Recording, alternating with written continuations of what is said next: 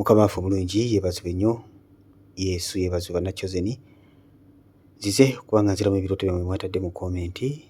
Nze Brother Steven eno bagita Chosen Generation nga kweno kyano tuba tuddamu ebirooto n'okuyiga ku topics endala zonna. Yes. Katusabe mukwano tutandikirawo. Mukama tukwebaza olwakadde kano k'otuwadde, nkoola omwoyo mutukuvu jangu otukulembere, omwoyo w'okubikkulirwa, omwoyo w'amagezi okumanya n'okutegeera jangu ng'oba obikkula amakulu g'ebirooto bino mu linnya erya Yesu Kristo omwana wa Katonda omulamu. Amiina. Tandise ne Maureen, the intercessor. Wow. Nice name. Maureen the intercessor. Maureen omwegayirizi. Omwegayirizi agamba atya? Praise God, the Chosen Generation. How are you doing? Abasalongo. Okuloota nga olina gw'owa piisi y'ekyennyanja ekikalu kitegeeza ki? Okuloota nga olina gw'owa piisi y'ekyennyanja ekikalu kitegeeza kyoke. Ate olumu njolesebwa nga mbiraba biba binene nga binyirira ebyennyanja ebikalu. Mukama waffe omulungi yeebazibwe nnyo. Yes, sister aloota ebyennyanja ebikalu kati agambye afuna nnyo okwolesebwa nga abiraba ebyennyanja ebikalu. Ate olumu recent yalose ekirooto ng'alina gw'awa piisi y'ekyennyanja ekikalu.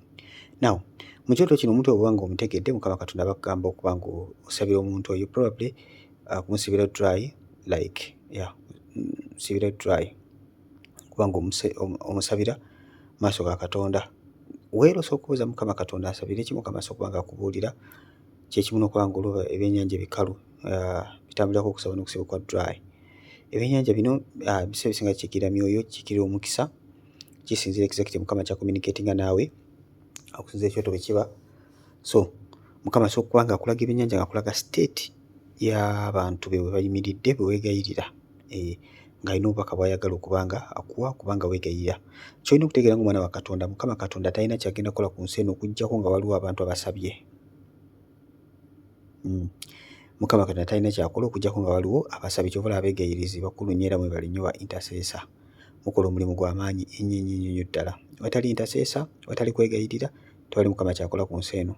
Ndowooza amanyi lwaki? Ensonga ensi eno Mukama yagiwa omuntu nga teyeetaaga kusaba. Mujja kungumiikiriza nsooke mbannyonnyole. Ensi eno Mukama yagitonda n'agiwa omuntu nga buli kimu kiwedde ng'omuntu teyeetaaga kusaba Katonda. Adamu yali tasaba. Naye Adamu bwe yakwata ensi eno n'ayonoona, obuyinza n'abukwasa Sitaani. Sitaani n'aba nga yafuga, kati omuntu wakoola bukoowozi Katonda. Kwa Katonda n'ensi eno yagikolimira ku lunaku olwo. Kati bw'oba Katonda alina kyagenda okukola ku nsi eno wakukoowoola, wakwegayirira. N'Yesu yatugamba Mukama wakwegayirira. N'atuwa n'ekizampu omuntu agende wa mukwano gw'ekiro n'amukonkona asobole okumuwa ekyokulya lise. Bayibuli etugamba nti olw'okuba omusajja oyo yalemerako n'akonkona mukwano gwe yaggulawo n'amuwa by'ayagala, byakulemerako. Ask and shall be given to you, seek you find, knock. Byakukonkona. Mukama yeebazibwe. Mujjukira ne sitoli ya nnamwandu eyalemera ku mulamuzi, byakulemerako bannange. Ekyo kirooto nkituddeko kubanga tulina okitegeera bannange. Era beegayirizi banne mwongeremu amaanyi, toggwanga mu maanyi, mwegayirize, toggwanga mu maanyi. Sylvia Vivia, praise God Brother Steven, nyambaako bambi. Okay, naloose nga nina peeni n'ekitabo ne mpandiika ekigambo nti ekibiina, naye sijjukira kyazzeeko, atajjukira kyazzeeko awo. Okay, agamba mbi nyamba. Now obutajjukira bintu mu kirooto bane, ndowooza vidiyo gye nsombye okukola recent wano ekwatagana ku birooto. Yes, bw'atyo nalaba vidiyo eyo genda ogirabe. Lwaki weerabira ebirooto? Okay, lwaki weerabira ebirooto byo? Vidiyo osobola okuba nga ogiraba. Nakyo ky'olina okukola singa oba nga weerabidde ebirooto byo. Bangi nnyo mulina obuzibu obwo naye temwagala kulaba references ze mbawa. Tulina wano abantu nga vidiyo zonna ze nkoze azirabye aziddiŋŋana buddiŋŋanyi. Oyo tolina ky'omugamba ku birooto. Anyway, ebiseera bisinga ekirooto eky'okuwa peeni, ogambye waloose ng'olina peeni n'ekitabo. Now zino paati endala ezibula ku kirooto nazo nkulu nnyo mukwano gwange, kubanga ekitabo kiri nti gegabeera amakulu gaaki g'ekirooto, naye ekibiina simanyi ekibiina badde otegeeza kibiina kitya kino eky'abantu kya Niigiina oba kibiina kiti as in class kisinziira ekibiina but information ebeera ku ekyo ku kibiina ekyo Mukama kyabadde ayogerako association eyo oba most of the times ekitabo ne pen kyo kigera kubanga otuula wansi okubanga oyigirizibwa ng'omwana wa Katonda Mukama ng'ayagala otuule sometimes turashinga okukola ebintu naye nga tetuyigiriziddwa ate ng'okuyigirizibwa kukulu nnyo n'obwakabaka bwa Katonda. Ignorance is never an excuse. Sometimes okuwa ekitabo ne pen empya sometimes kiyinza okukiikira amagenda amapya lwakuba wano ogambye wabadde olina ekitabo ne pen nga boogera ku kibiina. Yes, kati wadde bategeeza kibiina kya ssente Mukama bayogera ku ekyo exactly. Bajja kita class Mukama bayogera ku byakubanga oyigirizibwa. Nakidde Shamusa Betty. Nakidde Shamusa Betty. Okay. Praise God, Brother Stephen. Nyamba naloose nga mukama wange ekizimbe kimugwira. Okay. Naye nga ekizimbe kiriko ejjuba eddene nga lya white ne black, naye ekizimbe kyabadde kisembera nga kitambulira ku mazzi, naye nakaabye nnyo nga muyita. Mukama yeebazibwe. Safi yalose ekirooto ng'alaba ekizimbe kigwira mukama we, ekizimbe nga kiriko ejjuba eddene ng'ate lya white na black. Now kino kiraga mukwano gwange ebizibu ebigenda okuba nga bijjira mukama wo. Mukama Katonda akulaze olabe ebizibu ebigenda okuba nga bijjira mukama wo, kyekyo ekizimbe kyadde kigenda okuba nga kimugwira. Ate nga bwe nabagamba ebiseera ebisinga amazzi, nnyanja ebyo bitera okukiikirira ebizibu. Most of the times ddala balota nga muwuga. Ndowooza n'ekyo nakyo nkizzeemu awo. Ndowooza adde wagenda okuwandiika nti yaloose awuga. Mukama yeebazibwe. Ekyokola olina kukola otya mukwano gwange? Nawe kino ekinyonyi, this is a evil bird. This is a evil bird. Wali ebinyonyi ebirungi, wali ebinyonyi ebibi. Now this is a evil bird. Kino ekinyonyi kyonna kye kivaako buno obuzibu. Gino myoyo mibi gye gimwataka ng'ekigenda okuba nga gimuleetera ebizibu. Kakati ggwe Mukama gw'abikkulidde ogenda kudda awo otuule olabe ng'ebizibu bituuka ku mukama wo. Ne bagamba wano nti Mukama yatugamba nti bwe tuyingira ekibuga tukisabire emirembe, bwe kinabeera n'emirembe nawe ojja beera n'emirembe. Toyina mirembe gy'osobola kubeera nagyo nga mukama wo talina mirembe. Kiringa kubeera mu maka ng'omusajja talina mirembe, gwe n'osuubira nti omukyala ogenda kubeera n'emirembe, oba oswadde. As long as omwami wo talina mirembe, manya nti naye tolina mirembe. So kye kimu ne mukama wo. So muteeke maaso ga Katonda, musabire, musiibire, olabe nga Mukama Katonda amuwanguza ebizibu bino. Mukama asokukozesa okuba nga otaasa mukama wo. Mumanyi akawala kaali ka house girl mu nnyumba ya Nayamani, si ke kaamuwonya ekirwadde ekitasobola kuwonyezebwa basawo, ke kaamulagirira nnabbi wa Katonda. Nayamani n'agenda ne yebbika, lundi gye yebbika bagyali 7, nawe ne bigenge. Kati nawe webbike ku lwa mukama wo, musabire, Mukama agenda kukola. Ensonga lwaki kyakubikkulidde osobole okulwana olutalo. Praise God, Brother Stephen. Ndoota nnyo nga ngabula abaana obuugi naye nga bungi. Obuugi naye nga bungi. Oteekwa okuba nga oli mupya wano, oteekwa okuba nga oli mupya.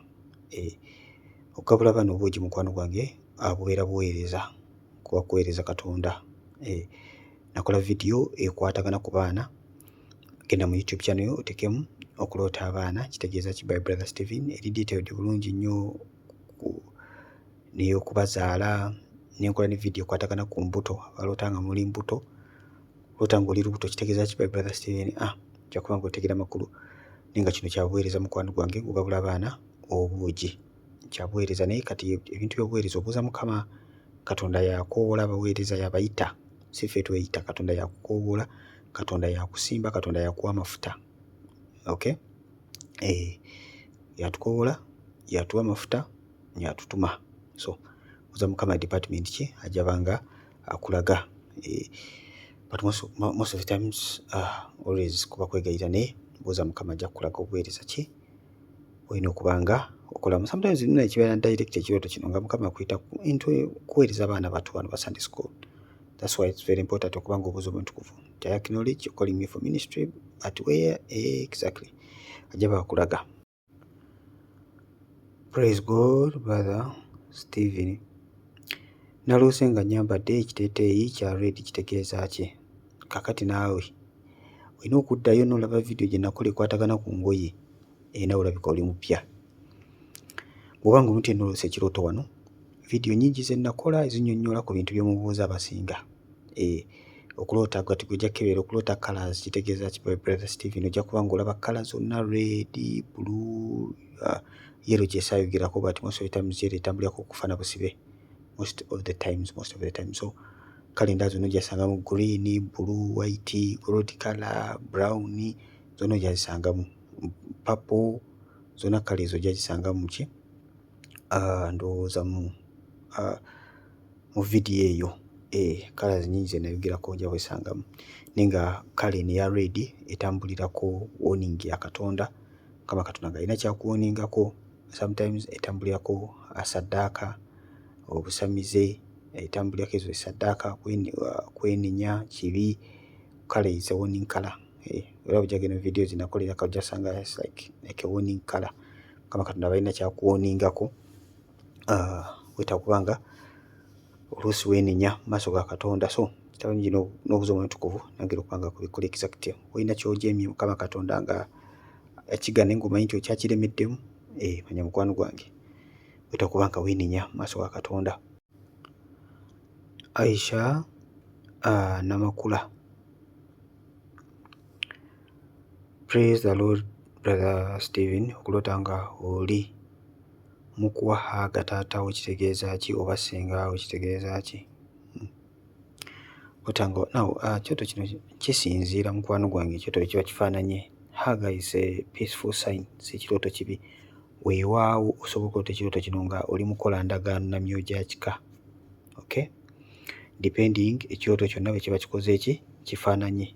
Kisobola okuba nga kyakutabagana na myoyo gya kika, kisobola okuba nga it's a peaceful dream, so kisinziira. But ekirooto ekyo obubonero bubeeramu amakulu g'ekyoto ekyo Mukama Katonda bakolako olina kyotabagana nakyo. Olina kyokola ki? Kyotabagana nakyo. Bw'obanga obadde olina waliwo obutakkaanya ne bazadde bo baana biki. So kabeera kabonero Mukama kugamba kubanga to reconcile with those people, to reconcile with them. But mu nsi ey'omwoyo so kubeera nga ku myoyo gya kika nga gy'oli mu kubanga okonvenantinga nagyo ya depending ekyoto bwe kiba kikoze eki elements ezikirimu bwe kiba kifaananye. Praise God, the chosen. Nze naloose nga ndaba mukama wange ng'alina akantu kawuuba n'atunuza mu kisenge kyange nga neebase ekiro naye nga kavaamu amaanyi ne gantulugunya nnyo nga sisobola na kusitula mutwe gwange. Ne ntya nnyo ne ntandika okuyita Yesu, Yesu. Awo ne nzuukuka era nga mpita Yesu naye nga ndi munafu nnyo. Okay, linnya tekuli. Kakati ekirooto kino kitegeeza ki? Mukama alina akantu kawuuba bw'akatunuza mu kisenge ekyo amaanyi agakavaamu mukwano gwange nga makambwe, tosobola na kusitula mutwe. Naye mukwano twebaza erinnya lya Yesu bannange. Twebaza Katonda bannange era abantu abatannaba kulokoka bali mu buzibu bw'amaanyi, bali mu buzibu bw'amaanyi era naye tunyiikira okubuulira enjiri, tunyiikira okubuulira enjiri. Ekirooto kino Mukama Katonda akulaga straight forward nti Mukama wo alina emyoyo gy'alina egimutambulirako nga ate emyoyo egyo gijja gy'oli, gigenda wa gy'oli. So okuba nga yagisindika, so okuba nga gyo gyennyini direct gyekulumba gikwataakinga nga ye yeesamirira myoyo egyo oba yalina ebintu ebyakola naye nga gye gikwataakinga gitunula wuwo. Yes, omanyi lwaki nti bw'obeera mu nnyumba ng'oli mulokole, obeera mu nnyumba ng'oli mwana wa Katonda, Katonda afa ono buli w'abeera biddako ne bigwa. Si nsonga oba obikubye, si nsonga tonnabikuba, tebisobola beera comfortable. ebiddagoni. Buli w'obeera ng'omwana wa Katonda nga waliwo biddagoni biba birina okusubmitinga, kubanga buli vvi lyonna livunnama biddagoni biba birina okugwa. Olaba lumu bakwata essanduuko ya Mukama abaana ba Isirayiri ne bagitwala. Fakiti baali bagibawambyeko ne bagitwala ne bagigatta mu bikatonda ebirala. Bagitereka ne bateeka bikatonda byabwe eby'ebiwumbe. Naye nga mukwano gwange buli bagiteeka biddagoni ebibumbe byabwe bibakeera byagudde. Kati gwe naawe oli ssanduuko ya Mukama. Biddagoni tebisobola kukuleka, birina okukwataakinga. Naye twebaza Katonda nti Yesu erinnya lye lirimu amaanyi. Bayibuli nga bw'egamba, whoever calls upon the name of the Lord shall be saved. Olaba erinnya bye lyakutaasizza. So kati olina okuba nga olwana olutalo. Kati mweno ennyumba gwe olina okuba nga ofuga wamu ne Yesu. Emizimu gyonna egirimu ngirwana olutalo gigobemu. Then gwe ne Yesu oyite Yesu ajje afuge. Kuba ye kabaka wa bakabaka, afuge.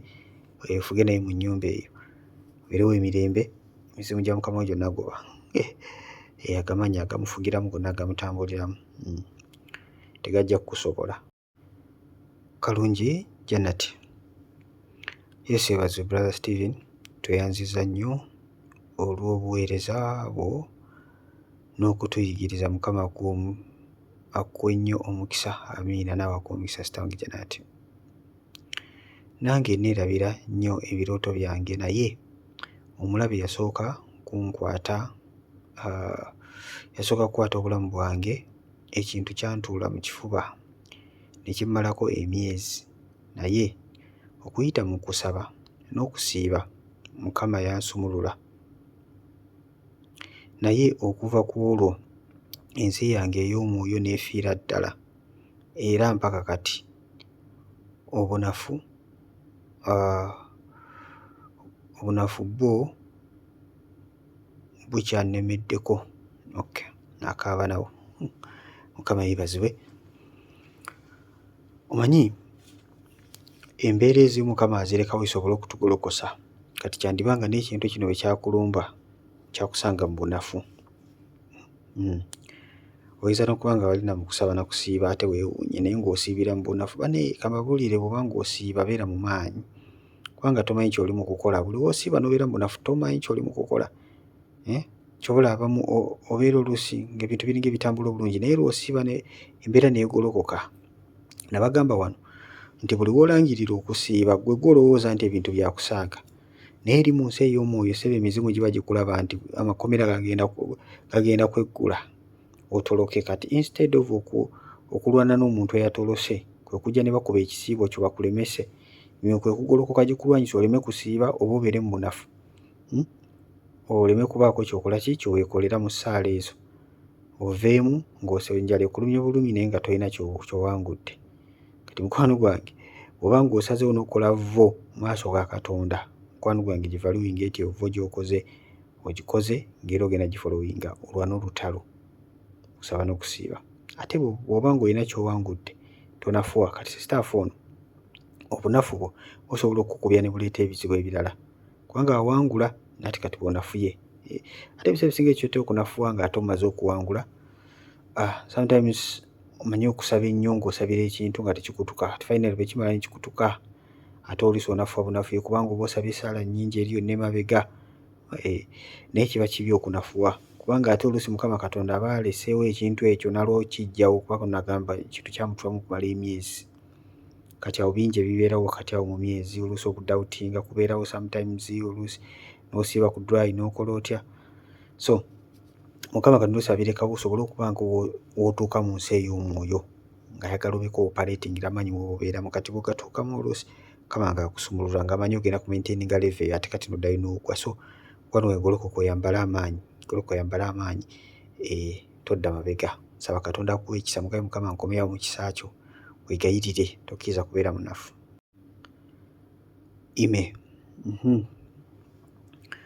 Praise God. Banange bw'oba nga oli mupya, subscribinga ku channel eno. Subscribinga ku channel eno, okoone ekkade, bwonna bw'omaze okikola ekyo, bwe tunaateekanga video gy'awo ofuna notification. If you subscribe and you click on the bell, whenever I post any video, you'll be notified. And when you're notified, you'll be among the first people to send your message. Mukama waffe mulungi yeebazibwe. Yes, okubanga ofuna notification mu budde kintu kikulu nnyo nnyo nnyo nnyo. Ima agamba atya?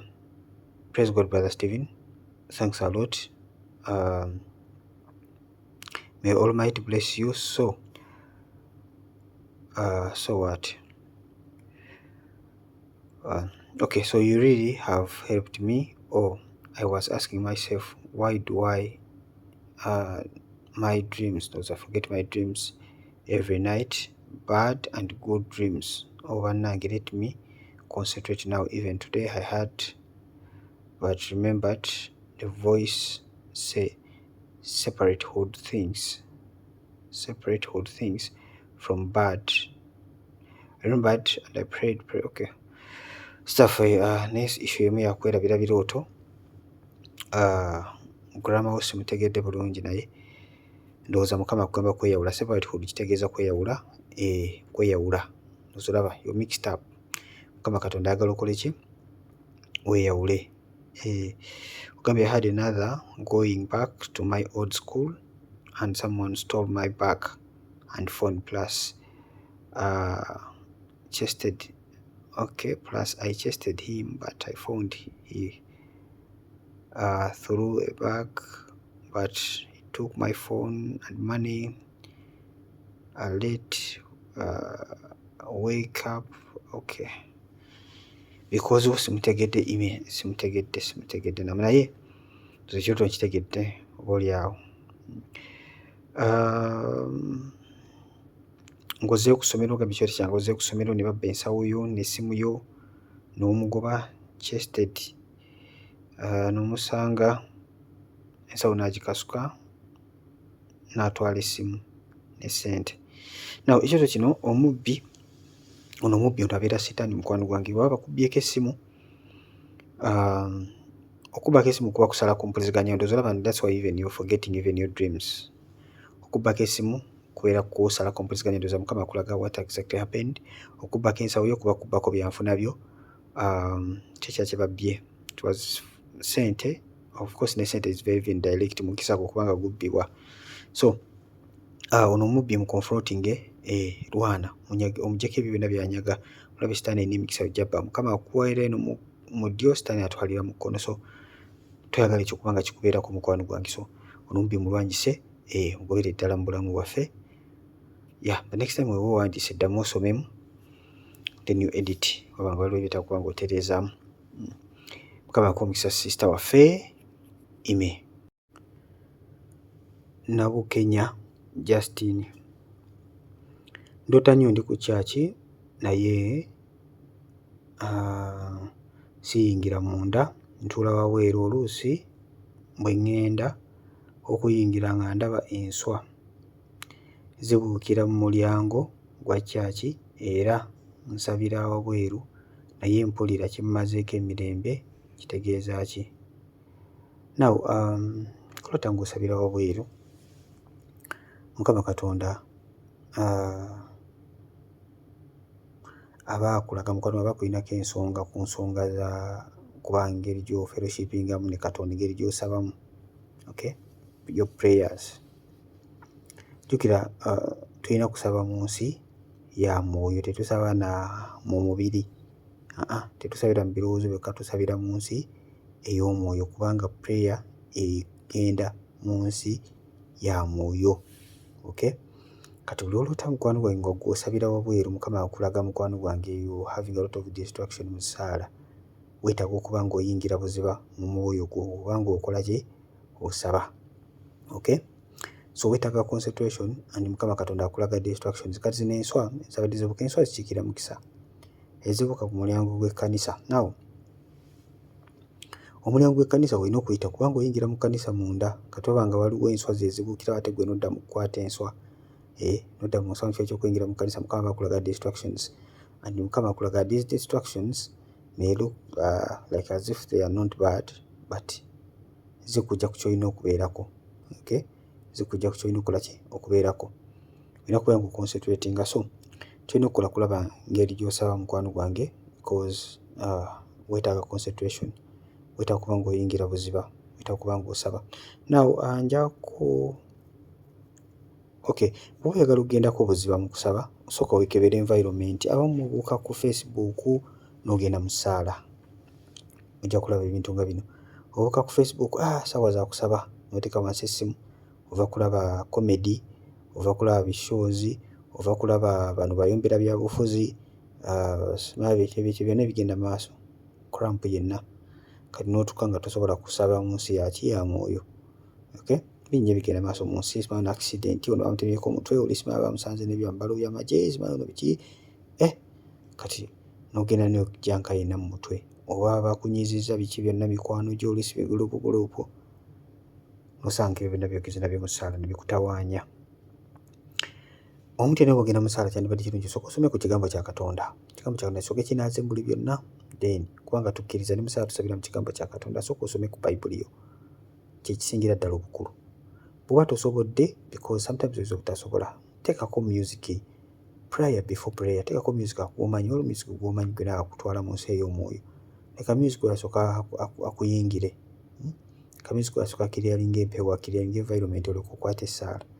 Naye abamu ekikiryalinga empewo y'essaala yo gy'osabiramu, n'olowooza bbaawo, n'olowooza ssenga, n'olowooza kkojja, n'olowooza embaga, n'olowooza emirimu, n'olowooza abaana, n'olowooza ssente, n'olowooza byonna ng'oli mu ssaala. So laba nga distraction ebeera y'amaanyi.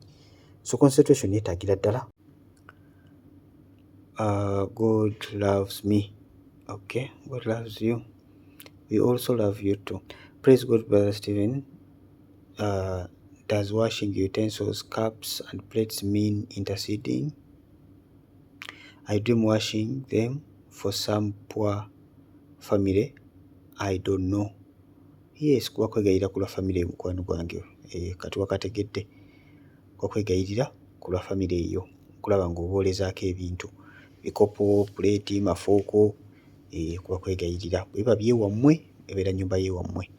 That poor family you don't know. Ogambe you don't know the family. Okay, bw'obanga family togimanyi, Mukama bagamba kwegayirira ku lw'abanaku. Ku lw'abanaku, abatalina buyambi, abatalina mwasirizi. Kwegayirira kubanga emikwano ennaku mbi, ennaku ereeta obutabanguko mu maka, nnaku mbi nnyo. Ebimu ku bizibu abantu basinga okuba nabyo mu maka, nnaku, bwavu bwe bubireeta. Ate n'abamu nabo ne ssente nazo zibaleeta ebizibu. Kwegamba buli maka gonna geetaaga Yesu, naye nga abaavu ate bo balina ebizibu bingi. Ng'oggyeko ego zaabwe ng'abantu, n'obwavu bwennyini buleeta abantu ne bafuna obusungu bwe batalina. We ne bamusabiriza emmere n'anyiiga, oba n'akomawo nga yanyiize edda naye nga tanyiize, tagala bamugambeko kintu kyonna. Anyway, number 2 ogambye I dreamt removing poo. It was a lot of poo in sweet potato plantation. I was using a hoe. Then I said, I still need this hoe while harvesting, cause there might still be other poo. Mukama yeebazibwe. Yaloose ng'alaba obubi nnimiro ya lumonde naye ng'alina enkumbi ng'agenda abukola ki? Abujjamu. N'agamba enkumbi eno jja gyetaaga biseera by'okukungula kubanga muyinza okubeeramu era obubi obulala. Kino mukwano gwange Mukama Katonda bakulaga nti waliwo pollution eri mu mukisa gwo. Ebiseera bisinga lumonde nakiikira mukisa. Nja kurefaringa ku video gye nakola okubanga olwota lumonde kitegeeza ti Brother Stephen ojja kuba ng'oyongera okuba ng'oyiga bingi mu ka video ako. Kali mwingi ebyokuyiga ku lumonde. So wawe ekya pupu saakyogerako ndowooza, ndabika nakyogerako by the way, I'm not so sure. Naye Mukama Katonda akulaga waliwo emikisa gye giba nga gya polluting kubanga weetaaga kuba nga bukola ki? Weegayirira Katonda, weetaaga kuba nga okiryalinga mpaka kukungula, mpaka ng'okikutteko tolina kuwummula. Nkumbi yo gikozese mukwano gwange. Wegayirire, Mukama agenda kukola ebyekisa. Patience, katusiime. What it mean when you dream your aunt giving you money worth 400k for me to live and go look for a house? House nga yaki? Agambye yalose ekirooto nga sengaawe amuwa ssente zenkana emitwalo 40 bw'aveewo agenda anoonye ennyumba. Now ekyoto kino kisinziira mukwano gwe enkolagana gy'olina ne ssengaawo oyo, ekyo kikulu nnyo. Now emitwalo 40 yadde akukwasa nnyumba ya bizinensi, yakwebakamu, yabadde akugobaganya, yabadde akusukuwa mirembe. So bino byonna byonna bibulamu mukwano gwange okutegeera amakulu g'ekirooto kyo. Bulamu bw'aba nga abadde azikuwa mirembe nga nekyabadde agenda okukuwa olaba kiri so good, gubeera mukisa mukwano gwange. Mukama Katonda aba aleese obugabirizi, naddala nga enkolagana n'omuntu ogwo naye nnungi, nga si be bano bataagaliza. Tulina abantu oluusi mu famire bwe batyo, nga tayagala kalungi konna, nga naawe okimanyidde ddala, nga n'ebirooto by'omulootako buli kaseera byakudda mabega, tebirina gye bikutwala. So naye nga mu byonna ebiseera ebisinga okukuwa ssente mu kirooto gubeera mukisa. Kansuubire ne elements endala ezadde mu kirooto kino zonna zabadde zaki zoogera kye kimu. Kale tulinze bujulizi nno, tulinze bujulizi. Edith Kamwine, what does it mean okuloota nga bakikola ki bakutikkira? Is it? Yeah. Okuloota nga bakutikkira then ne bagamba mpeeyo okwebaza, naye nabadde ne50 zokka ne ŋŋamba baggyeko 30 zokka. Thank you. Okuloota nga bakutikkira kiba kirooto kya buwanguzi, mukwano gwange kiba kirooto kya buwanguzi. Kubanga obadde olina ky'osabira, oba oli mu kusaba n'okusiiba n'otta ekirooto kino nga bakutikkira, mukwano gwange kiba kirooto kyaki kya buwanguzi. Naye oba nga obadde toyina, olaba naawe obadde oli awo oza Mukama akole ki mu kino, n'otta ekirooto nga kino, mukwano gwange Mukama Katonda aba akugamba kuyingira mu ezo ennaku z'oba oloose ez'olabye ng'owaayo ezo 13, ennaku zo 3 kuyingira mu kusaba n'okusiiba, osobole okuba ng'okola ki, osobole okuba ng'owangula. Mukama waffe bulungi yeebazibwe, osobole okuba ng'owangula. Naye bw'oba ng'obadde oloota nga oba ng'obadde onoonya Katonda n'otta ekirooto nga kino, mukwano gwange obadde oli mu kusaba n'okusiiba, n'otta ekirooto nga kino, manya mukwano gwange Mukama Katonda aba akulaga omaze okuba ng'owangula. Linda bwebaza Mukama. Naye byonna kye kimu, Mukama Katonda aba akugambye okusiiba, oba ajjiddemu ng'oli mu kusaba n'okusiiba, wonna Katonda kasita ayogera ye aba yamaze dda okukola, gwe aba abulayo kuwa paatiyo, gwe aba abulayo okukola paatiyo, ne Katonda aba yamaze dda okukola, kubanga kyayogera kyakola, teyeekyusa ng'abaana b'abantu. Namugabo Doreen,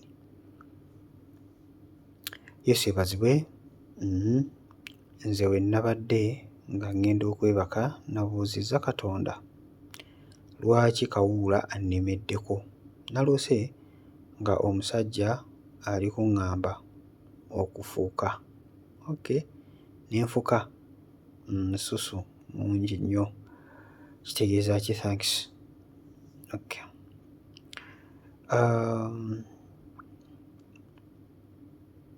Okufuka susu omungi ennyo, mukwano gwange, kiba kisinga kiba kyakusumululwa. Yes, ng'oyita ofuka okola susu, okukola susu. So lwaki Kawuula akulemeddeko? Weetaaga kusumululwa mukwano gwange, weetaaga kusumululwa odiba nga waliwo obusibe. So lwaki Kawuula onakoze ekyakulemeddeko? Ajjira mu ki Kawuula ono? Kubanga ebiseera ebisinga Kawuula ebifaananyi byajjiramu ebiseera ebisinga awo endagaano ze ziba zitannaba kutuuka bulungi.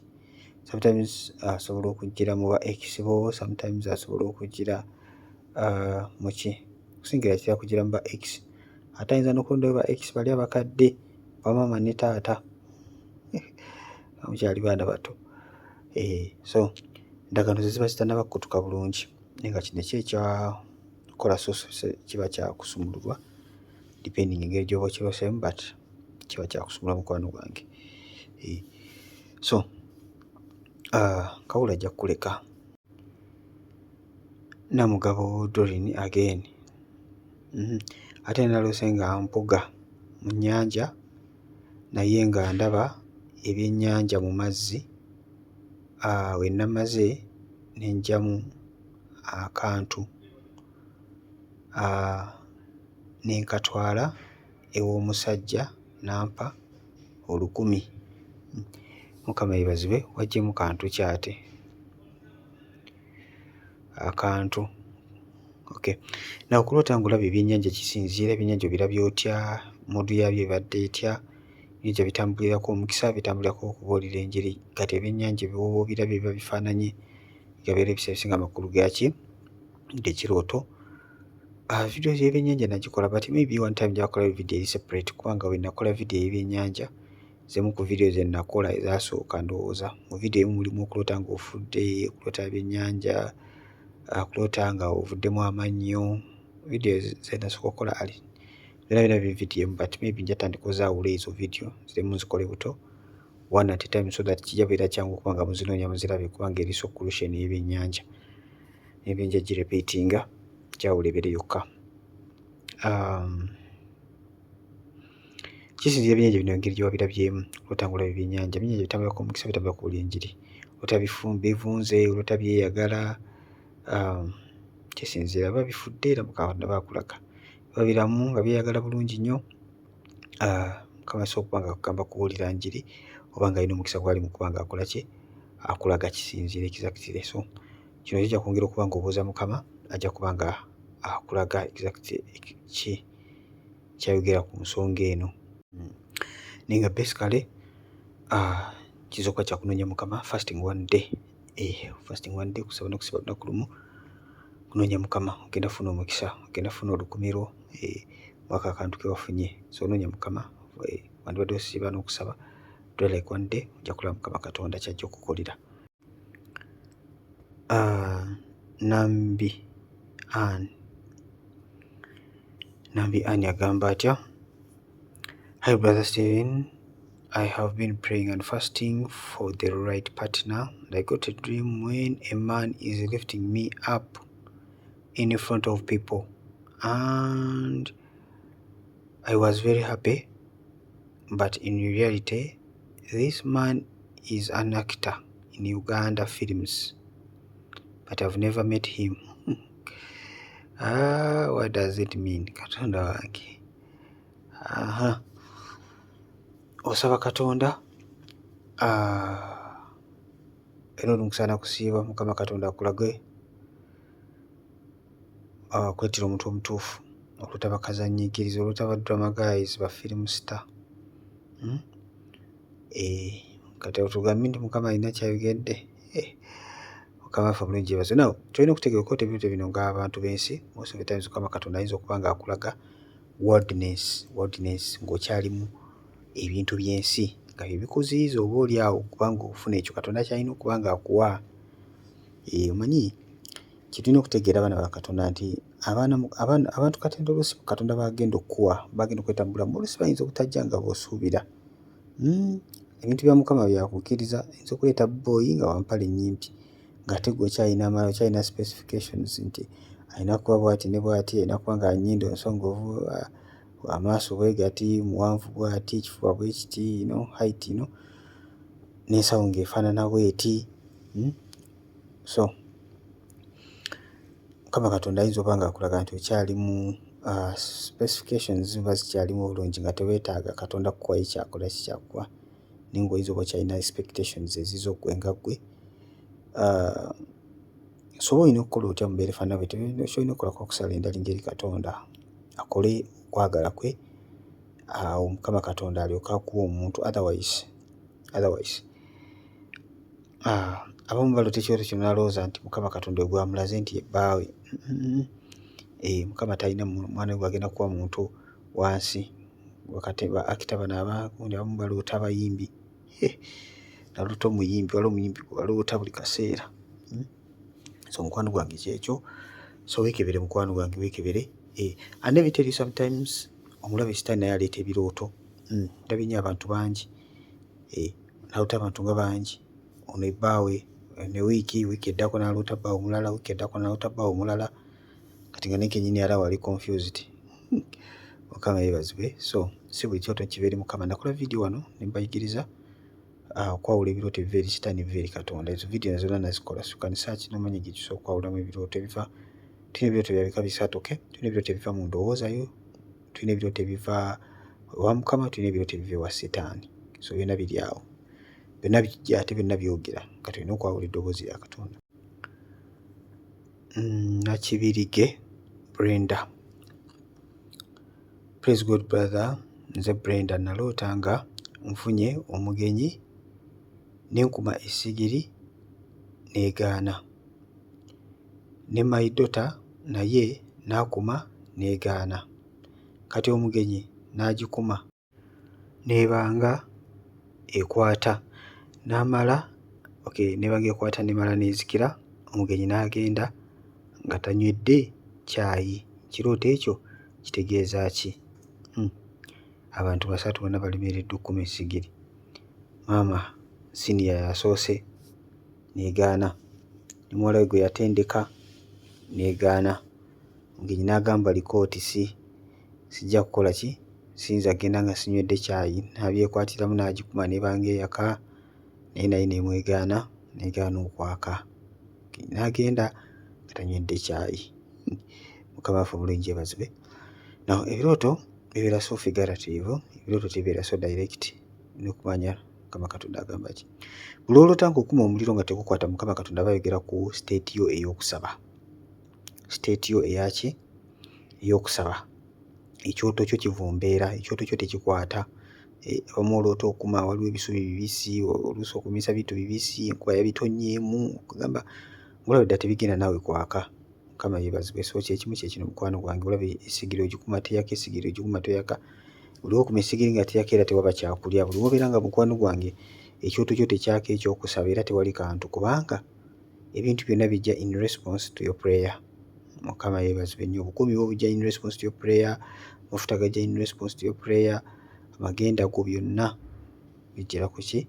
Busalesale etambulirako buli kimu kyonna. Nga bwe nabagambye nti munne bwe tutasaba tewali kintu kyonna Mukama kyagenda kukola. Olwa principles ezifuga ensi eno, abeegayiriza tulina okuba nga tukola omulimu gwaffe, wonna Mukama aba akusimbye. So mukwano kino olina kuba nga ogolokoka, okuma essigiri ekwate, era bw'onaakikola ekyo ojja kulaba ng'ogikumye ng'ekutte mu kirooto nga n'omugenyi afunye caayi. Otherwise ojja kunoonya caayi gwe omugenyi nga tomulaba. Kuma essigiri. Ky'olina okukola kuba nga ogolokosa omuliro, ogolokosa ekyoto kyo eky'okusaba. Kuyingira mu kusaba n'okusiiba kuba kulungi oba ng'ogolokoka, n'osobola okugolokoka bulungi mu maanyi n'otagolokokera mu bunafu. Bamuyita Wiiya. Jesus loves me. Okay. Thanks brother Stephen. This is what I've been passing through sometimes, but I dreamed when my father's children removing my daughter's tooth from her mouth, but we separated from that guy. What does it mean? Help me. God bless you. Staff ono ndowooza agambye buzibu abadde ayitamu bwakwerabira birooto, kubanga ekyoto yakiwandiise ku vidiyo yakwerabira birooto. N'agamba kyayaloose nga taata w'abaana be, my father's children, nga ajja mu muwala we erinnyo kuva mu kamwa ke naye nga baayawukana. Ekyoto kino kitegeeza ki? Now ekyesinziira erinnyo yadde alimugjamu yadde limuluma n'amuyambako limugjamu, ekyo kyanjawulo n'okuba nga wali bulabi just nga amukuulamu linnyo. Mukama yeebazibwe. And most of the times mumanyi tuloota ebirooto ng'ovaamu amannyo, mu butuufu nga gafuuse ng'obukunkumuka, ng'ovaamu amannyo. Okuvaamu amannyo kutambulirako ekiswalo, kitambulirako okwejjusa, to regulate. Bayibuli yogera abagenda okuluma amannyo n'obugigi, bagenda okasukibwa mu geyeena. Yes. So what you need to do, kubanga osabira muwala omuteeke mu maaso ga Katonda. Yes. Wandiba nga waliwo attack eri obulamu bwe, wandiba nga waliwo attack, so obeera ng'omusabira wala omuteeke mu maaso ga Katonda. Emyoyo mibi gino ekyokutambulako emyoyo gy'ekika egyagirondooza alwana n'omusaayi, oba giba gijjidde mu kifaananyi ky'omwami. Kati so beera ng'omusabira, beera ng'omuteeka mu maaso ga Katonda, balimu mujjamu erinnya, balimu muleeta ekiswalo, so kireme okujja ku bulamu bwe. Ate akazitubeerako ng'abaana ba Katonda, but the good thing, Bible nga beegera mu Romans 8:37, but in all this we are more than conquerors through him who loved us. Tuli wanguzi naki? N'okukirawo. Tugenda ku lutalo nga sure win. Edith Kamwine, Praise God Brother Steven, naluse nga nsanze mikwano gyange nga bali ku nnyanja baloba ebyennyanja n'eddobo naye nga bibalemye. Bwe natuuse ne mbagamba nze mumpe mbalobereko, ne nteekayo omulundi ogwasoose ne nkwasa. Even the second time, even the third one, and they was so happy, maybe badde basanyufu. What does this mean? Mukama waffe omulungi yeebazibwe. Now nga bwe nabagambye nti okuloota ebyennyanja kuno kutambulirako omukisa. Okuloota ebyennyanja kutambulirako omukisa, kutambulirako okubuulira enjiri. Mukama waffe omulungi yeebazibwe. Kutambulirako obuweereza. Kyoto kino nga bakikozesa nnyo okulaga obuweereza ayagala okuba ng'oyingiramu, especially okubuulira enjiri oba n'okulaga oba oli muweereza, okulaga status y'emyoyo bwe giba gifaanana. Status y'ebyennyanja oluusi ebeera status y'emyoyo Mukama ng'akulaga. Ekyoto kino ekyokuloota ng'ovuba n'emikwano gyo nga bo tebasobola kukwasa naye nga gw'okwasa, mikwano gyo oba ogimanyi nga baba nga babadde baweereza banno ng'obadde oweereza nabo, n'olaba ekyoto ekifaananako bwe kityo, Mukama Katonda aba akulaga nti akutaddeko favor, akutaddeko ekisa eky'enjawulo, akutaddeko obuweereza obw'enjawulo okukira abalala bonna okuba ng'ogenda kuba ng'omukolera omulimu ogw'amaanyi. Mukama yeebazibwe. Ogenda kuba ng'omukolera omulimu ogw'amaanyi ng'oweereza. Olaba bano badde baloba naye nga tebasobola, naye gwe n'ojja n'okola ki? N'oloba ebyennyanja ng'obayambako kubanga badde balemye okukola ki? Okuba nga baloba. So kino kiraga omukisa Mukama Katonda gw'aba akutaddeko amidst all your friends, akutaddeko omukisa, bakutaddeko favor. Basomose ekyoto kitambulirako buki? Buweereza.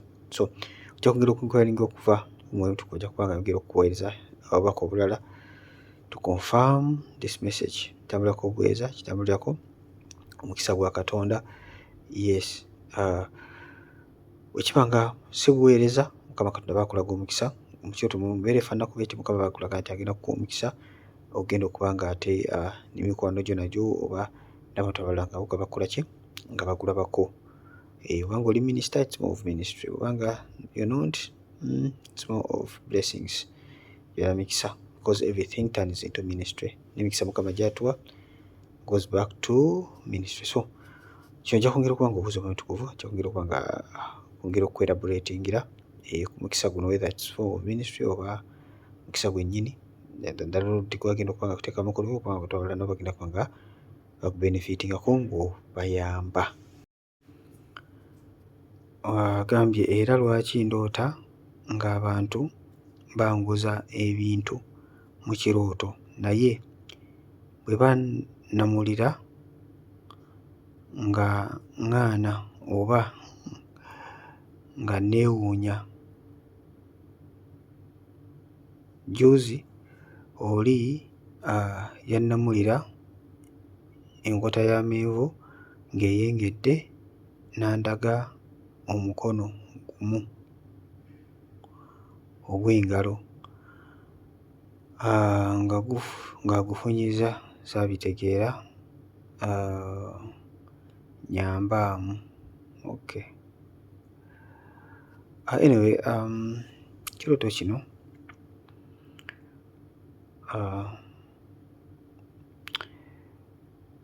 onoomulira ebintu n'atagula, n'atambula n'agenda. Ekyoto kino kiraga mukwano gwange lack of decision making. Lack of decision making. Ng'oli muntu atasobola kukola decision, otangatanga ng'empewo bwefuuwanedde eno nodda eno.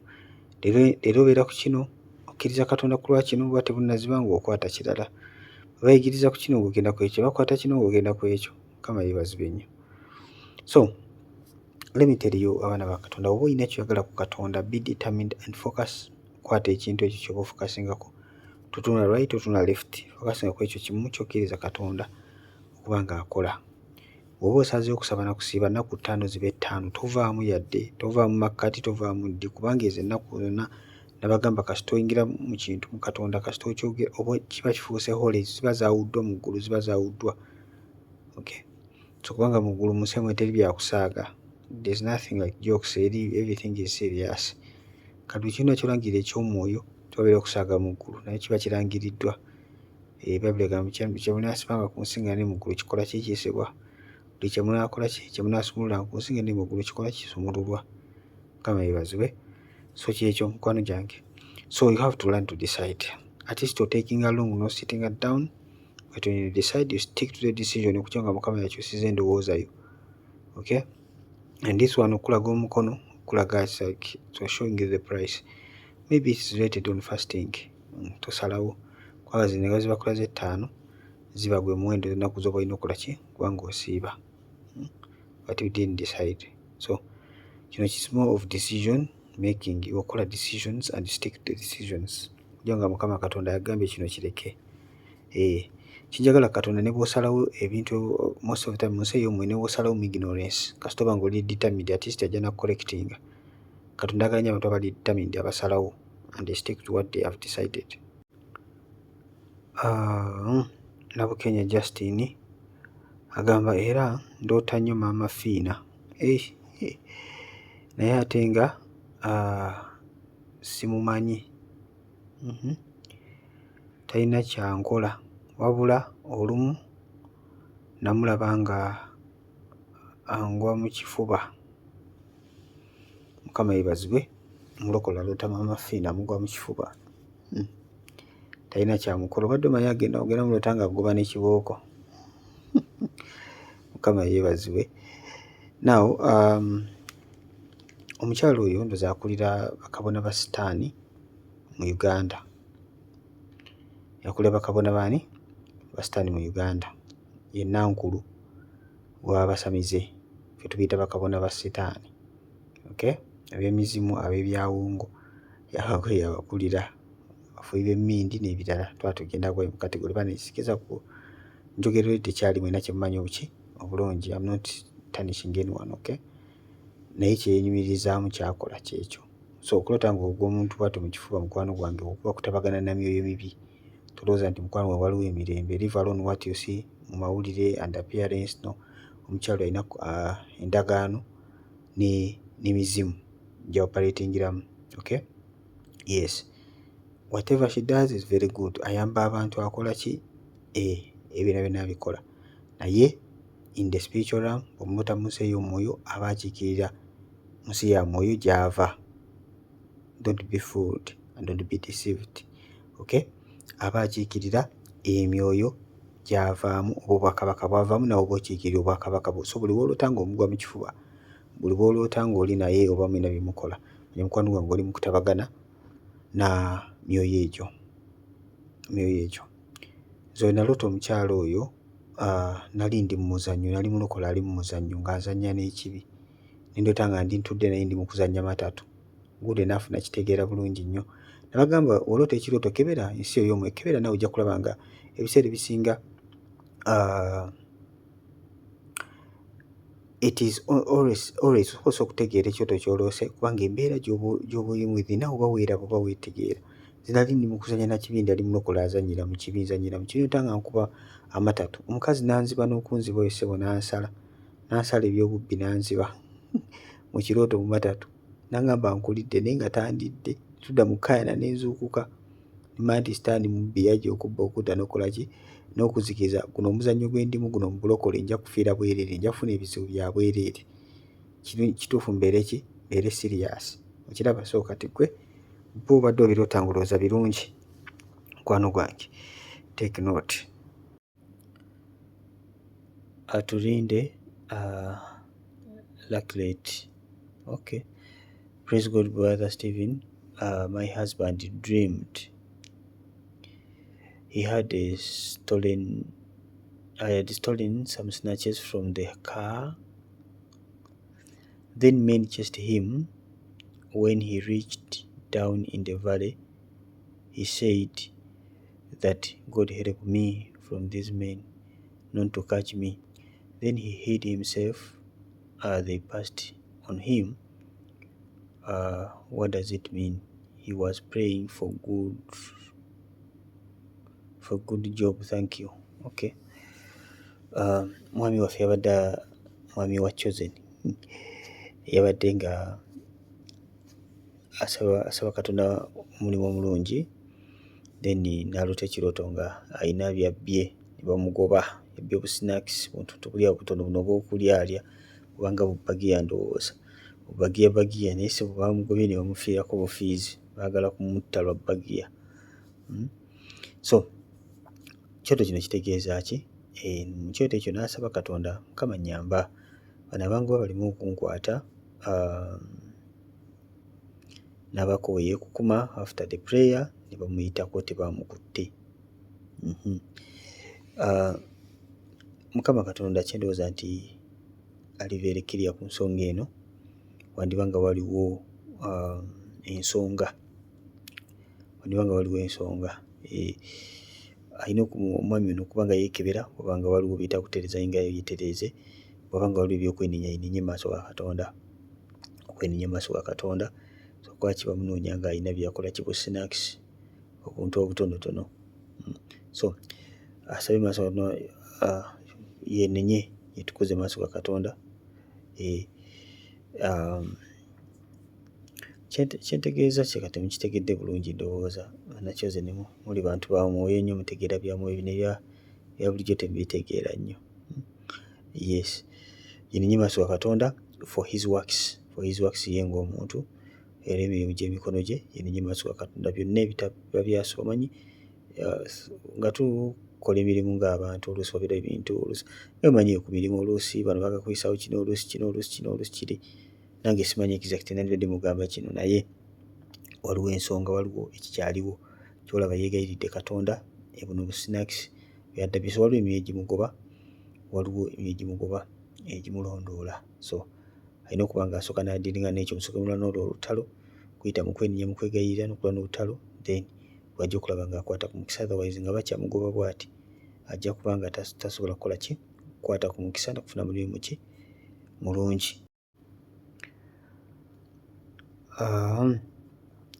Naamu Sarah. Praise God, Brother Stephen. I dreamt when I was pregnant with triplets. I was walking with a man I didn't know who told me that I will push the two, but one will be a C-section. Ono alabika musawo. A C-section, okay. I told him, why not just cut all babies out? We both moved forward. I then saw myself eating eggs. I was frying them myself, okay. After a few days, I dreamt when I've given birth to a baby boy, but the ladies around me weren't helping. So I got up and I cut the cord akalira, also cleaned his nose and washed him. When I went out to the other ladies were happy for me. They asked the sex of the baby, but I didn't know. I checked and it was a boy. I was also happy and said, God has given me a son, since I have two girls. Even in new life, I have two daughters. I shouted with joy, saying, it's a boy, it's a boy. What does it mean? God bless you. Kyoto kiwanvumuko sitaffe, first of all yasooka n'ayota azadde abaana 3. Ne bamugamba, omusajja gw'atategeera bulungi n'amugamba nti ababiri ojja kubazaala normally, ojja kubasindika, naye omu bajja kusala busazi, kyayise a C-section. Then n'agamba lwaki tebasala busazi, bonna ne babajjamu mulundi gumu. N'aloota nga ne beeyongerayo, n'alaba ng'ali amagi amasiike, ali mu kwekonkonera amagi nga yagesiikira n'agalya. Wayita ennaku n'aloota ekirooto nga azadde omwana omulenzi, naye nga abakyala abali awo kumpi tewali ayagala kumuyamba.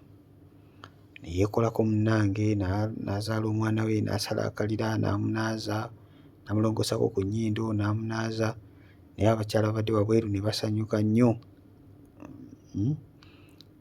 Bamubuuzizza mwana ki n'agamba tamanyi, n'amukebera nga mulenzi, n'asanyuka n'agamba afunye omwana omulenzi kubanga mbadde nina abawala babiri. N'agamba mu buliwo bwe kiri alina abaana bawala babiri, talina mulenzi. Ekyoto kino kitegeeza ki?